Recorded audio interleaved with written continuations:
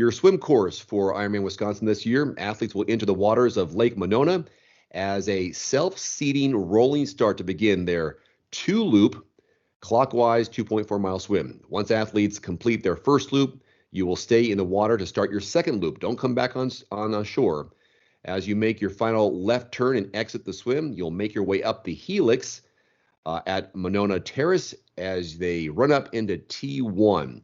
Now, I've covered this race, Wendy. It's a beautiful spectator-friendly course as people are on this terrace overlooking the lake. It's beautiful. You can see everything. How do you approach these two-loop in-water swims as opposed to coming out like somewhere like Lake Placid where you can take a brief break and then get back in the water? Yeah, I haven't done too many swims where you stay in the water.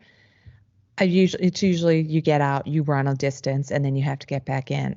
So for me as a swimmer, I like not having to get out and run, because when you go from horizontal to vertical, sometimes that could create some dizziness in some people.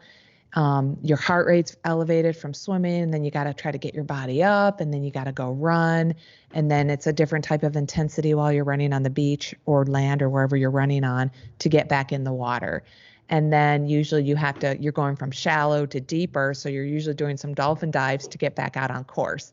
And so for a two-loop course where you don't have to get out, you just keep swimming. And I think it's a lot easier, actually, because you maintain that horizontal position. As you go around the first loop, you just continue and you go around the second loop, and there's no change of, that depth of water that you're running into because you're already swimming in it. And so I actually think it makes it easier. So you go straight out, and then it's all about right turns. Once you're in the lake, all the buoys will be on your right. And strategically wise, what do you tell people when they make those right-hand turns? Because it can get pretty crowded over there. Do you go wide? Do you slow down? Do you kind of just float in the water and put your head up? What would you tell some of these first-timers who haven't done this course? Yeah, so it's a pretty straightforward course. Usually the buoys are set up about every 100 meters or yards. I can't remember if it's meters or yards. And so they're frequent buoys, so you want to make sure you're sighting frequently, that you're going on course. And I always advise athletes, whether they're beginner or not, to try to go directly to the buoy and try not to go too wide.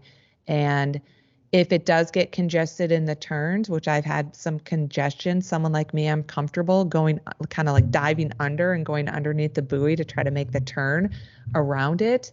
Or you just, just allow yourself some space, some time to just go a little bit vertical, do some maybe breaststrokes, some treading water just to get your space again and get around that buoy. There are drills that I've seen people do where they kind of approach the buoy, they swim directly into it, and then they keep their back towards the buoy as they try to swim around it. And as this being a self-seeding, you group yourself with the time that you think you'll finish.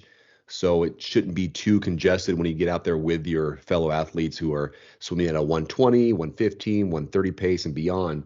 What do you do when you stand in line? What do you suggest to some of these athletes are going, gosh, what do I do? It's going to be about 15, 20 minutes. I'm standing here just dealing with nerves, and my mouth is getting dry because I'm so excited. I have nothing to drink or eat. What do you do in this when you're standing in line? So I have a dry land warm up. So I have a dry land warm up that I made on the Endurance Hour YouTube channel. And that's what I do when I'm in line. I do some jumping jacks, some joggings in place. Obviously, if it's too crowded, I can't do the jumping jacks with my arms. I keep my body moving. I want to keep my warm up going. So whether I'm able to get in a swim warm up or not, I like to keep moving and to keep active and to keep my energy level up. I'm not someone who's just going to stand there. And at the same time, I'm a stronger swimmer. So I've never been that person that has to stand in line and wait. I know from talking to previous athletes, it's a good time to kind of, make some friends while you're waiting in line and talk about other people's experiences, depending on how long the wait is going to be. And it's something that if you're patient and you're prepared, it's something that you can actually intentionally practice. So you can go to the pool or the lake or the open water swim venue that you're going to plan to swim in, and you can stand and force yourself to wait. And and learn what that feels like beforehand, what's going on in your mind, what's going on with yourself physically and mentally while you're waiting to have to swim, and practice that dryland warm up. And here's a positive with this lake. The average temperature of the water on race day is around 75 degrees. So it's going to be pretty comfortable. That's very comfortable. You know, the legal limit, legal meaning when it's wetsuit legal, is 76.1. So if it's 76.1 or higher, the wetsuits are not legal, meaning if you want to race and be eligible for prizes, you should not wear a wetsuit. If you decide to wear a wetsuit when it's 76.1 or higher, then they're going to put you in the back of the pack. So you're going to be waiting around longer because you chose to wear a wetsuit.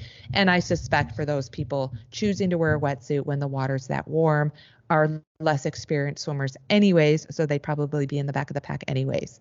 So I would get comfortable swimming primarily with a wetsuit, but I'd also get comfortable swimming without a wetsuit because 76, 75 is pretty close to the cutoff.